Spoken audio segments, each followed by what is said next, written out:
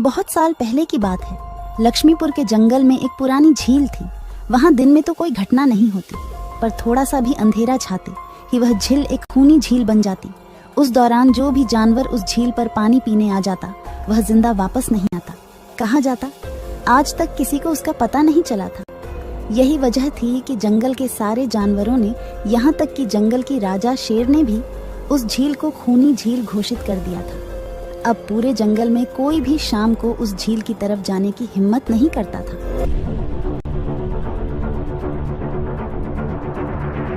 एक दिन उस जंगल में एक बंदर आ जाता है। उसकी और खरगोश की मुलाकात होती है। अरे बंदर भाई, कौन हो तुम? पहले तो तुम्हें इस जंगल में कभी नहीं देखा।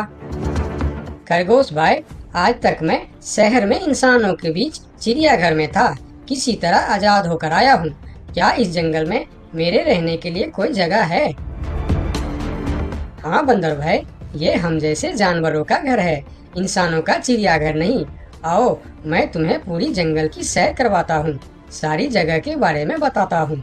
जो जगह पसंद आए वहीं टिक जाना। और खरगोश बंदर को पूरा जंगल घुमाता है।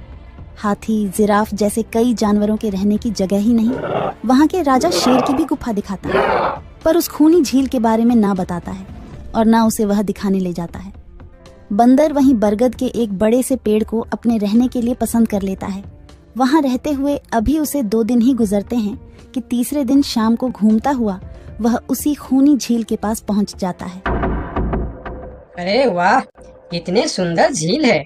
जी तो करता है ठंडे ठंडे पानी में कूद कर नहा लूं, लेकिन सर्दी होने का डर है। चलो आज सिर्फ ठंडा ठंडा पानी से अपना प्यास ही बुझा लेते हैं।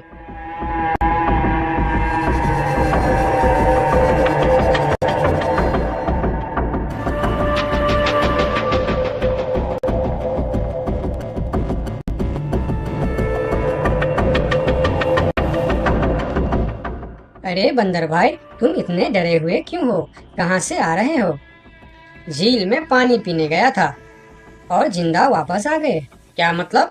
तुम्हें पता नहीं? वह इस जंगल की खूनी झील है। शाम होने पर कोई भी वहाँ जाता है तो जिंदा वापस नहीं आता। उसकी लाश का भी पता नहीं चलता कि वह कहाँ गायब हो जाती है। इसीलिए शाम होते ही कोई भी उस खूनी झील की तरफ नहीं जाता। ये हमारे राजा का आदेश भी है। कमाल है, मुझे तो पता ही नहीं। कैसे पता नहीं? तुम्हें वह खरगोश भाई ने बताया नहीं? लो, खरगोश भाई भी आ गया।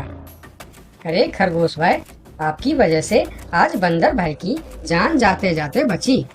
मेरी वजह से? हाँ, तुमने बंदर भाई को पूरा जंगल घुमाया, हर जगह के बारे में बताया।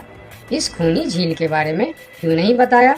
भूल गया भाई, मैंने तो सोचा ये तो पेड़ पे रहते हैं, इन्हें झील से क्या काम। अभी अभी इन्हें खूनी झील की खूनी ने पकड़ने की कोशिश की, ये तो बाल बाल बच गए, वरना खूनी झील की खूनी, क्या तुमने उसे देखा? क्यों, क्या तुम लोगों ने आज तक नहीं देखा? नहीं, हम में से कोई कभी भी शाम को उस तरफ जाते ही नहीं और दिन में कोई घटना नहीं होती। और यह बात वह जाकर शेर के दरबार में सभी को बताता है। उसकी बात सुनकर किसी को भी यकीन नहीं आता है। क्या बात कर रहे हो बंदर? मैं सच कह रहा हूँ महाराज, लेकिन हम लोगों तो कभी आज तक देखा ही नहीं, क्योंकि आप लोग उसे खूनी झील समझकर दिन में ही वहाँ जाते हो और शाम होते ही आप लोग डर के मारे वहाँ जाना बंद कर देते हो। पूरे दिन वह मगरमच्छ झील में छुपा रहता है, शाम होते ही चुपचाप निकलता है और झील के पास पानी पीने आए जानवरों को खा जाता है। और आप लोग समझते हैं कि यह झील ही खूनी है, जबकि खूनी यह झील नहीं, इसमें छिपा हुआ मगरमच्छ है। हमें तो यकीन नहीं हो रहा है। वही तो बंदर भाई, हमें अगर पहले पता होता कि आप इतने बड़े झूठे हो तो हम अपने जंगल में आपको रहने की कभी जगह नहीं देते। अरे यार, आप लोग मेरे बात पर यकीन क्यों नहीं करते? मैं आप लोगों का भलाई के लिए ही बोल रहा हूँ। अगर तुम्हारी बात सच्ची है तो क्या तुम उस मगरमच्छ को हमें दिखा सकते हो? क्यों नहीं महाराज, आज शाम होते ही आप लोग वहाँ जाकर पेड़ और पत्थरों के बीच छुप जाना। और फिर शाम को वह सभी उस खूनी झील के पास जाकर छिप जाते हैं। झील के किनारे जाकर बंदर 2-3 बड़े बड़े पत्थर उस झील के पानी में फेंकता है।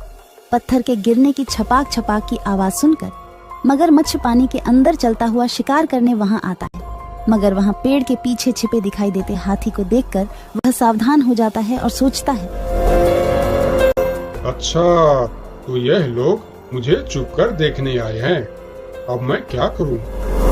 हाँ, ये लोग तो बेवकूफ है। इन्हें फिर से बेवकूफ बनाते हैं। मैं फिर से पत्थर बन जाता हूँ। देखा, हमने कहा था ना, झील में एक बड़ा सा पत्थर है। हाँ, देखो, यही पत्थर तो हमें हमेशा रात में दिखाई देता है। हाँ, वही तो। ये पत्थर सिर्फ रात को क्यों दिखता है, दिन में क्यों नहीं दिखता, कभी सोचा है? हाँ, रात को चंद्रमा की वजह से पानी में ज्वार आता है तो वह पत्थर ऊपर हो जाता है। दिन में ज्वार नहीं आता तो पत्थर पानी में डूबा रहता है। उनकी बेवकूफी भरी बातें सुनकर बंदर परेशान हो जाता है। अरे यार, तुम लोग भी ना समझते ही नहीं। ठीक है, चलो एक काम करते हैं। तुम लोगों को लगता है ना कि वह बड़ा ही मजबूत पत्थर है। अगर यह खुद ही बता दे कि यह एक मजबूत पत्थर है तो मैं भी मान जाऊंगा और अभी गुलाटी मारते हुए झील में छलांग लगा दूंगा और तैरता हुआ इस तरफ से उस तरफ चला जाऊंगा। यह सुनकर मगरमच्छ के मुंह में पानी आ जाता है। लगता है आज बंदर का नरम नरम मांस खाने का मौका मिलेगा। वैसे भी ये सारे जानवर बेवकूफ है। आज तक मुझे पत्थर ही समझते आए हैं। मैं पत्थर हूँ, मैं मजबूत पत्थर हूँ। सुना आप लोगों ने? ये ऐसे आप लोगों को बेवकूफ समझता है। अरे पत्थर भी कभी बोलते हैं क्या? अब सभी की समझ में बंदर की बात आ जाती है। रात भर सभी शेर राजा की गुफा में मीटिंग करते हैं। बंदर सही कह रहा था। यह मगरमच्छ जरूर कहीं दूसरे जगह से हमारे जंगल में आ गया है। लेकिन अब क्या करे? अगर धरती पर होता तो मैं उसे धूल चटा देता था, लेकिन पानी में हमारा शक्ति कम हो जाती है। तो क्या इससे हमें कभी छुटकारा नहीं मिलेगा महाराज? मेरे ख्याल से तो नहीं। मिलेगा महाराज। ये पानी में भी रहेगा, हमें देखेगा भी, मगर वह कुछ कर नहीं पाएगा। ये कैसे हो सकता है? हो सकता है हाथी भाई। बस आप लोग मुझे 2 बड़े बड़े रस्सी दे दो। रस्सी का क्या करोगे? मैं शहर के चिड़ियाखाना में था तो एक एक तरीका सीखा है जानवरों पर कब्जा करने की। हम इस पर कब्जा कर लेंगे। और बंदर को 2 बड़ी बड़ी रस्सी लाकर दी जाती है। फिर बंदर उन सभी के साथ रस्सी लेकर उस खूनी झील पर पहुंचता है।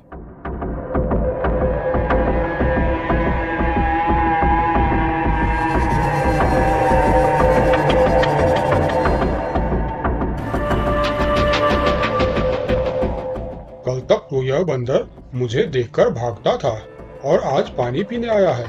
लगता है ये भी दूसरे जानवरों की तरह मुझे पत्थर समझने लगा है। अभी इसे अपना निवाला बनाता हूँ।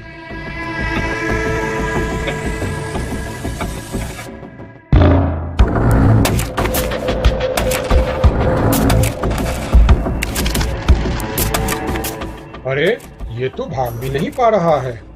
अब यह जितना ज्यादा फरफराएगा उतना यह फंदा कसता जाएगा और चुपचाप रहेगा तो फंदा ढीला रहेगा। जैसे यह फिर हिलेगा फिर फंदा कसता जाएगा। अब ना यह इससे छूट सकता है और ना पानी में जा सकता है। अरे वाह, फिर तो यह हमारा कुछ भी नहीं बिगाड़ सकता। अब हम सारे जानवर इस झील में कभी भी पानी पी सकते हैं, कभी भी नहा सकते हैं। अब यह हमारा कुछ भी नहीं बिगाड़ पाएगा। अरे वाह बंदर भाई, मान गए। आपने तो हमारी समस्या ही खत्म कर दी। वरना रात भर हमें प्यास ही रहना पड़ता था कि हमें झील में पानी पीने गया और झील ने हमें खा लिया। तो आज हमें एक बात समझ में आई है कि किसी भी अफवाह के चक्कर में हमें अपनी जगह छोड़कर नहीं जाना चाहिए, बल्कि उस अफवाह का समाधान क्या है वह खोजना चाहिए। क्योंकि कोई भी जगह खूनी नहीं होती, उस जगह पर रहने वाला खूनी होता है। बहुत साल पहले की बात है। लक्ष्मी नगर में एक बहुत बड़ा जंगल हुआ करता था। उस जंगल में शेर खान नाम का एक शेर रहता था। वह जंगल का राजा था। उसके शासनकाल में जंगल के सभी जानवर सुखी और शांति से रहते थे। यदि जंगल में कोई भी जानवर गलत काम करता तो शेर खान उसे दंड देते थे। वह कमजोर जानवरों की रक्षा भी करते थे। एक दिन शेर खान अपने गुफा के सामने बैठे थे। तभी उसका दोस्त भालू उसके पास आया। फिर दोनों दोस्त मिलकर जंगल और जंगल के जानवरों के बारे में आलोचना करने लगे। मैं इस जंगल का सबसे शक्तिशाली जानवर हूँ। मेरे सामने जंगल का कोई भी जानवर टिक नहीं सकता। क्या कहते हो भालू भाई? ये तो तुमने बिल्कुल ठीक कहा, लेकिन हाथी के सामने तुम बिल्कुल चूहे जैसे दिखते हो। क्या ठीक कहा ना मैंने शेर खान? भालू की बात सुनकर शेर खान बहुत क्रोधित हो गए। भालू, तुम्हारी हिम्मत कैसे हुई मेरे बारे में इस तरह की बातें करने की? तुम्हें पता है तुम किसके सामने बात कर रहे हो? मैं इस जंगल का राजा हूँ। तुम मेरे दोस्त हो, इसीलिए तुम्हारे साथ मैं थोड़ा मजाक कर रहा था। तुम मेरे बात का बुरा मत मानना शेर खान। शेर खान नहीं, महाराज कहो महाराज। मैं इस जंगल का राजा हूँ, इसीलिए बाकी जानवरों की तरह तुम भी मुझे आज से महाराज कह के ही बुलाओगे। लेकिन शेर खान, हम दोनों दोस्त हैं, फिर भी तुम ऐसे क्यों बातें कर रहे हो? दोस्त है नहीं, दोस्त थे। आज से हमारी दोस्ती खत्म। आज के बाद मैं तुमसे कभी बात नहीं करूंगा। दोस्त कहकर मेरे सामने कभी मत आना। चले जाओ यहाँ से। अपने दोस्त का इस व्यवहार से भालू बहुत दुखी हुआ और वह वहां से चला गया। उसी जंगल में गोलू नाम का एक बंदर भी रहता था। वह दूसरों की चीज चुराकर भाग जाता था। एक दिन गोलू की चोरी करते समय शेर खान के एक सिपाही के द्वारा पकड़ा जाता है और उसे शेर खान के सामने विचार के लिए लाया जाता है। गोलू को देखकर शेर खान कहते हैं, गोलू, तुम्हारी चोरी की किस्से जंगल के दूर दूर तक मशहूर है। तुम जानवरों के घर में ही नहीं बल्कि मेरे दरबार में भी बहुत चीज चोरी की है। इसीलिए मैं तुम्हें पहाड़ से गिराकर मारने की सजा घोषित करता हूँ। आज से ठीक 2 महीना बाद तुम्हें पहाड़ से गिराकर मार दिया जाएगा। अपनी मौत की सजा सुनकर गोलू बहुत रोने लगा और बोला, महाराज, मैं अब कभी चोरी नहीं करूंगा। मुझे माफ कर दीजिए महाराज। मेरे घर में छोटे छोटे बच्चे हैं, मुझे छोड़ दीजिए महाराज। लेकिन शेर खान ने उसकी फरियाद नहीं सुना। तब एक सैनिक उसे ले जाकर जेल में बंद कर देता है। उधर गोलू का दोस्त भोलू को जब इस बात का पता चलता है तब वह गोलू से मिलने के लिए कैद खाने में पहुंच जाता है और उसे कहता है, देखा गोलू, तुम पकड़े गए ना। मैं तुम्हें कितनी बार कहा था कि चोरी करना छोड़ दो। अब क्या होगा बताओ, कैसे निकलोगे यहाँ से? ये सब छोड़ो भोलू भाई, जो होना था वो हो गया। मुझे तो बस अपने परिवार की चिंता हो रही है। काश मैं मरने से पहले उनके लिए कुछ कर पाता। मेरे छोटे छोटे बच्चे हैं, बीवी है, अब उन सब का क्या होगा? मेरे बिना वह भी जीवित नहीं रह सकते। गोलू की बातें सुनकर भोलू सोच में पड़ गया। फिर वह शेर खान के पास गया और बोला, महाराज, मैं गोलू का दोस्त भोलू हूँ। मैं आपसे कुछ कहने आया हूँ। तो तुम गोलू का दोस्त भोलू हो? ठीक है, बताओ क्या कहना चाहते हो तुम?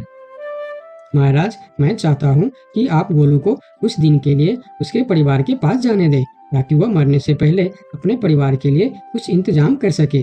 मरने वाले का आखिरी इच्छा पूरा कीजिए महाराज। आप एक बार उसके परिवार के बारे में भी सोचिए। गोलू ने जो किया उसमें उसके परिवार की क्या गलती है? अगर आप उसे कुछ दिन के लिए अपने परिवार के पास रहने दोगे तो शायद उसका परिवार बच जाएगा। मैं इस बारे में तुम्हारी कोई मदद नहीं कर सकता।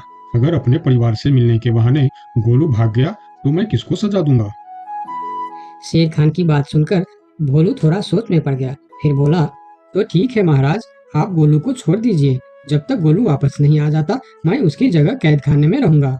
और अगर वो कभी वापस नहीं आया तो क्या तुम उसके हिस्से की मौत की सजा भी लोगे? थोड़ा सोचकर बताओ। हाँ महाराज, मैं इसके लिए भी तैयार हूँ। भोलू की बात मानकर शेर खान ने गोलू को कैद से निकालकर भोलू को कैद खाने में डलवा दिया। तब बाहर निकलकर गोलू ने भोलू को बोला, दोस्त, तुम चिंता मत करना, मैं समय से पहले ही वापस आ जाऊंगा। ऐसा कहकर गोलू वहां से चला गया और भोलू गोलू की जगह कैद खाने में रहने लगा। इस तरह बहुत दिन बीत गया लेकिन गोलू वापस नहीं आया। तब एक दिन शेर खान भोलू के पास आया। देखा बंदर, मैंने कहा था ना गोलू वापस नहीं आएगा। अगर कल सुबह तक गोलू वापस नहीं आया तो शर्त के अनुसार कल शाम के समय तुम्हें पहाड़ से गिरा दिया जाएगा। अगले दिन भी जब गोलू वापस नहीं आया तब शेर खान और उनके सैनिक भोलू को लेकर पहाड़ के किनारे पर गए। फिर भोलू को खाई के किनारे खड़ा करके शेर खान ने कहा, देखा ना मूर्ख बंदर, तुम्हारे दोस्त तुमको धोखा देकर चला गया। अब तुम मरने के लिए तैयार हो जाओ। लेकिन इस बार भी गोलू नहीं डरा और बोला, कोई बात नहीं महाराज, मैं अपने दोस्त के लिए मरने के लिए भी तैयार हूँ। मैं यह जानकर बहुत खुश हूँ कि मेरा दोस्त अपने परिवार के साथ खुश है। मेरे आगे पीछे और कोई नहीं है, मैं तैयार हूँ महाराज। शेर खान और भोलू के बीच बातचीत चल ही रही थी कि तभी थोड़ी दूर पर गोलू उनके और आता हुआ दिखाई दिया। फिर पास आकर उसने बोला, तुम्हें ऐसा करने की कोई जरूरत नहीं है दोस्त। तुमने मेरे लिए जो किया उसके लिए तुम्हारा बहुत बहुत शुक्रिया। अब मैं अपनी सजा पूरी करने के लिए तैयार हूँ। महाराज छोड़ दीजिए मेरे दोस्त को। गोलू, तुम्हें वापस आने की क्या जरूरत थी? मैं यह सजा ले लेता था। तुम्हारे घर में छोटे छोटे बच्चे हैं, बीवी है, उनका क्या होगा? मेरे परिवार में मेरे अलावा और कोई नहीं है, इसीलिए यदि मैं मर भी जाऊं तो मेरे लिए किसी को कोई दुख नहीं होगी। तुम यहाँ से चले जाओ। नहीं दोस्त, गलती मैंने की है, इसीलिए सजा भी मुझे ही मिलनी चाहिए। उन दोनों की दोस्ती को देखकर शेर खान सोचने लगे, ये दोनों अपने दोस्ती के खातिर एक दूसरे के लिए जान देने के लिए तैयार है, और मैं एक छोटी सी बात के लिए अपने सबसे अच्छे मित्र भालू से दोस्ती तोड़ दी। यह मैंने बहुत बड़ा गलती कर दी। मुझे इसका प्रायश्चित करना ही होगा। किसी को मरने की कोई जरूरत नहीं है। तुम दोनों की दोस्ती देखकर मैं गोलू की सजा माफ करता हूँ। और याद रखना गोलू, अगर तुमने फिर से चोरी की तो अगली बार मैं तुम्हारी सजा माफ नहीं कर पाऊंगा। नहीं नहीं महाराज, आज के बाद मैं फिर कभी ऐसा गलती नहीं करूंगा। आज से मैं ईमानदारी से मेहनत करके अपना परिवार चलाऊंगा। आपका बहुत बहुत धन्यवाद महाराज। ठीक है, अब तुम लोग यहाँ से जा सकते हो। उनके जाने के बाद शेर खान सीधा अपने दोस्त भालू के पास गया। भालू मेरा दोस्त, मैं यहाँ तुमसे माफी मांगने के लिए आया हूँ। मैंने जो उस दिन तुम्हारे साथ व्यवहार किया वह बहुत गलत था। मैं बहुत शर्मिंदा हूँ। मुझे माफ कर दो मेरे दोस्त। लेकिन महाराज, आपने तो कहा था। महाराज नहीं, शेर खान बोलो, शेर खान। आज से तुम मुझे महाराज नहीं, शेर खान ही बुलाओगे, क्योंकि दोस्त एक दूसरे के नाम लेकर ही बुलाते हैं।